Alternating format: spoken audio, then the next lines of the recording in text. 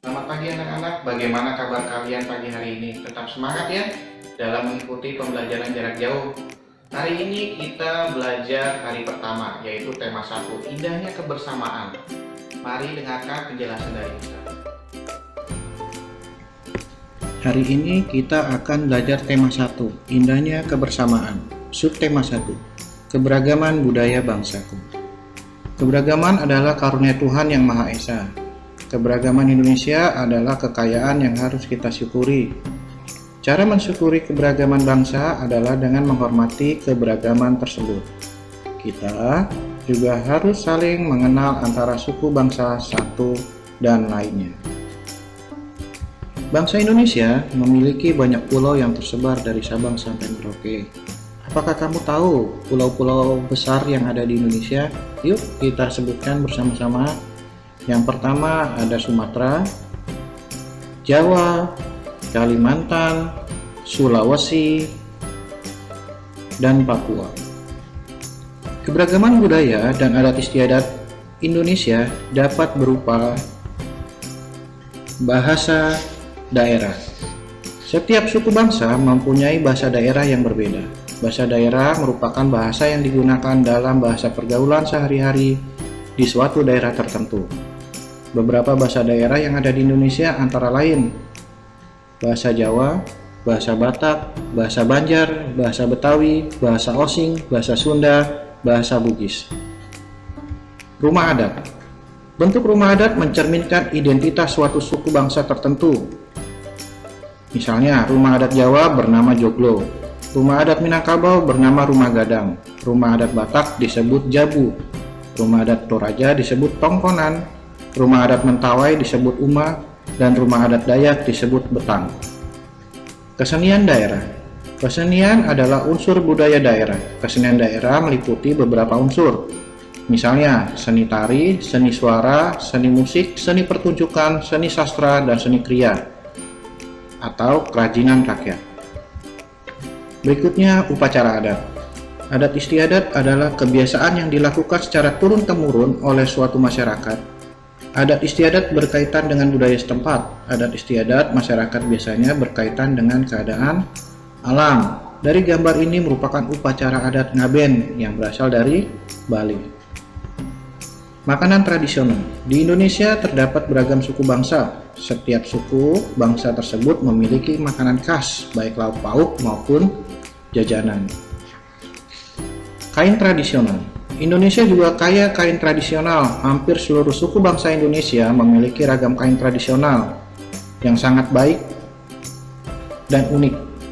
Kain khas tradisional dari wilayah Nusantara antara lain kain songket, batik, ulos, sasirangan, dan masih banyak lagi jenis kain tradisional yang ada di Nusantara. Senjata tradisional. Setiap daerah mempunyai senjata tradisional. Dahulu, senjata tradisional sering digunakan untuk perkakas, berburu, dan berperang. Selain senjata tradisional, ada alat musik tradisional atau alat musik daerah. Setiap bacaan terdiri dari beberapa paragraf. Setiap paragraf terdiri dari satu gagasan pokok dan beberapa gagasan pendukung. Gagasan pokok adalah ide utama yang dibahas dalam suatu bacaan atau gagasan yang menjadi dasar pengembangan sebuah paragraf. Gagasan pokok dibagi menjadi 3, yaitu gagasan pokok yang terletak di awal paragraf disebut juga dengan paragraf deduktif. Gagasan pokok yang terletak di akhir paragraf disebut juga dengan paragraf induktif. Gagasan pokok yang terletak di awal dan di akhir paragraf disebut juga dengan paragraf campuran. Gagasan pendukung adalah tambahan informasi untuk gagasan pokok. Gagasan pokok disebut juga dengan gagasan utama atau pikiran utama atau pokok pikiran atau ide pokok. Mari kita sama-sama baca. Bacaan Pawai Budaya. Tiap tahun warga kampung Bandungan menyelenggarakan pawai budaya. Pawai ini selalu menampilkan keragaman budaya Indonesia. Udin dan teman-teman tidak pernah bosan menanti rombongan pawai lewat. Tahun ini mereka datang ke alun-alun untuk melihat pawai tersebut. Kakek, Udin pun terlihat sabar menanti. Terdengar suara gendang yang menandakan rombongan pawai semakin dekat. Apakah kamu tahu ada berapa paragraf dalam bacaan tersebut? Dalam bacaan tersebut terdapat 1 paragraf. Ya, yang kamu pasti tahu paragraf itu pasti menjorok ke dalam. Ada berapa kalimat dalam paragraf tersebut? Yuk kita hitung satu-satu. Tiap tahun warga Kampung Bandungan menyelenggarakan pawai budaya. Itu adalah kalimat pertama. Kalimat kedua, pawai ini selalu menampilkan keragaman budaya Indonesia. Kalimat ketiga, Udin dan teman-teman tidak pernah bosan menanti rombongan pawai lewat. Tahun ini mereka datang ke alun-alun untuk melihat pawai tersebut. Itu kalimat keempat. Dan kalimat kelima, kakek Udin pun terlihat sabar menanti. Kalimat keenam, terdengar suara gendang yang menandakan rombongan pawai semakin dekat. Dari bacaan pawai budaya, kita akan mencari gagasan pokok. Ya, kalian harus ingat, tadi gagasan pokok ada 3. Gagasan pokok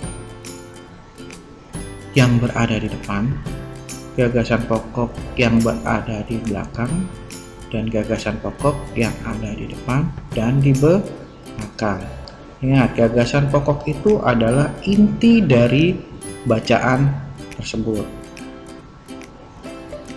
Kalian harus mencari kalimat yang masih umum, yang tidak terperinci. Di mana kalimatnya? Ya, kalimat tersebut terdapat pada awal paragraf, kalimat pertama. Maka gagasan pokoknya bisa kamu tulis secara utuh kalimatnya, atau kamu bisa menggunakan kata-kata kamu sendiri. Contohnya, tiap tahun warga Kampung Bandungan menyelenggarakan pawai budaya, atau warga Kampung Bandungan menyelenggarakan pawai budaya. Maka kalimat yang lain adalah gagasan pendukung. Yang mana gagasan pendukung? Yang pertama, pawai ini selalu menampilkan keragaman budaya Indonesia. Yang kedua, Udin dan teman-teman tidak pernah bosan menanti rombongan pawai lewat. Yang ketiga, tahun ini mereka datang ke alun-alun untuk melihat pawai tersebut. Kakek Udin pun terlihat sabar menanti. Yang terakhir, gagasan pendukungnya, terdengar suara gendang yang menandakan rombongan pawai semakin dekat. Untuk contoh lainnya, mari kita baca. Budaya Bali terkenal karena bunyi musiknya yang berbeda. Rombongan dari Bali membunyikan alat musik daerahnya. Ceng-ceng namanya. Alat ini berbentuk seperti 2 keping simbal yang terbuat dari logam. Nyaring bunyinya ketika kedua keping ini dipadukan. Dari bacaan tersebut, mari kita mencari gagasan pokoknya. Ya, kalimat yang umum dalam bacaan tersebut adalah pada kalimat pertama, yaitu budaya Bali terkenal karena bunyi musiknya yang berbeda. Kalian dapat merubahnya dengan kata-kata kalian, yaitu budaya Bali terkenal bunyi musiknya. Lalu, kalimat yang lain adalah gagasan pendukung. Mari kita lihat gagasan pendukungnya. Rombongan Bali membunyikan alat musik daerahnya, ceng-ceng namanya. Yang kedua, alat ini berbentuk seperti 2 keping simbal yang terbuat dari logam. Yang ketiga, nyaring bunyinya ketika kedua keping ini dipadukan. Setiap daerah memiliki alat musik yang berbeda-beda. Alat musik melahirkan bunyi yang bila diatur dengan irama tertentu akan menghasilkan bunyi yang harmonis dan indah. Kegunaan alat musik tradisional mengiringi upacara adat, mengiringi tarian tradisional, sarana hiburan. Beberapa alat musik dapat dimainkan dengan cara digesek, contoh alat musiknya biola, ditabuh, contoh alat musiknya gamelan, gendang, beduk, tifa, ditiup, contoh alat musiknya suling, trompet, harmonika, dipetik, Contoh alat musiknya gitar, sasando, dan ukulele. Mari kita lihat sama-sama ya contoh alat musik yang lainnya. Contohnya angklung berasal dari Jawa Barat. Sasando berasal dari Nusa Tenggara Timur. Kolintang berasal dari Sulawesi Selatan. Gamelan berasal dari daerah Jawa Tengah.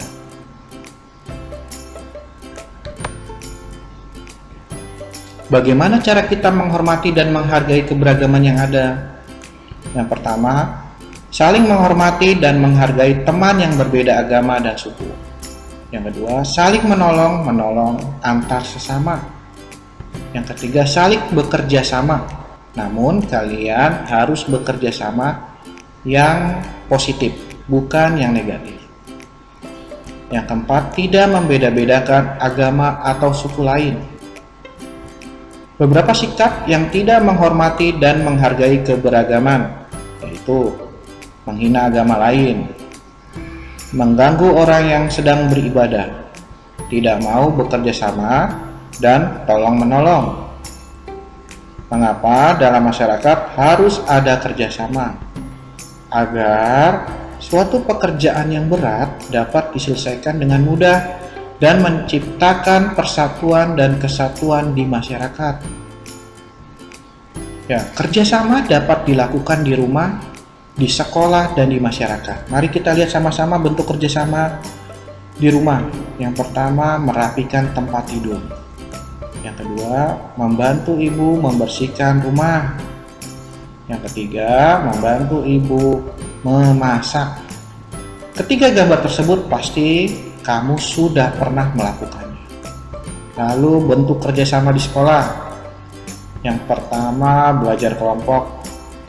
Yang kedua, piket kelas. Apakah kamu pernah melakukan piket kelas? Yang ketiga, bermain bersama teman. Berikutnya, bentuk kerjasama di masyarakat. Yang pertama, kerja bakti, membersihkan lingkungan. Adakah atau kamu pernah lihat kerja bakti di lingkungan rumahmu? Yang kedua, musyawarah. Bisa musyawarah memilih RT atau memilih ketua RW. Yang ketiga, membangun pos ronda atau membangun pos kamling. Bunyi adalah sesuatu yang dapat kita dengar. Bunyi dihasilkan oleh benda yang bergetar. Benda-benda yang bergetar dan menghasilkan bunyi disebut sumber bunyi. Coba kalian lakukan tepuk tangan. Apakah tangan kamu termasuk sumber bunyi? Ya, tangan kamu termasuk sumber bunyi apabila melakukan tepuk tangan. Semakin kuat benda bergetar, semakin kuat bunyi yang ditimbulkan. Dan semakin lemah benda itu bergetar, semakin lemah bunyi yang ditimbulkan. Coba kamu praktekkan. Kamu pukul meja pelan-pelan. Apakah suaranya pelan? Ya, suaranya pasti pelan. Tetapi kalau kamu memukul mejanya secara keras, pasti suaranya semakin keras. Syarat terdengarnya bunyi, yaitu adanya sumber bunyi. Yang kedua, adanya medium atau udara. Yang ketiga, pastinya ada pendengar. Manusia dapat mengeluarkan suara. Dari mana? Dari pita suara. Coba kalian pegang leher kamu dan kalian berbicara. Apakah bergetar? Ya, kalian berbicara maka pita suara kalian akan bergetar dan mengeluarkan suara. Berikutnya, bunyi dapat merambat melalui benda padat, benda cair, dan benda gas. Mari kita lihat satu persatu. Perambatan bunyi melalui benda padat. Perambatan bunyi melalui benda padat dapat kamu gunakan untuk membuat mainan. Contohnya, membuat mainan telepon kaleng. Kalau tidak ada kaleng, apa yang bisa kalian buat? Bisa dari aqua gelas bekas yang kalian lubangi di bagian bawah, lalu kamu berikan tali. Ya, mungkin ini akan kamu praktekkan. Kamu membuatnya, lalu kalian foto dan dikirim ke Mister ya.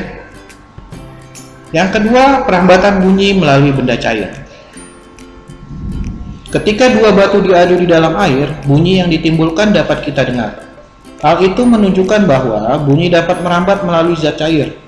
Sifat bunyi yang dapat merambat melalui zat cair dimanfaatkan oleh tim SAR untuk mencari dan menolong kecelakaan yang terjadi di tengah lautan.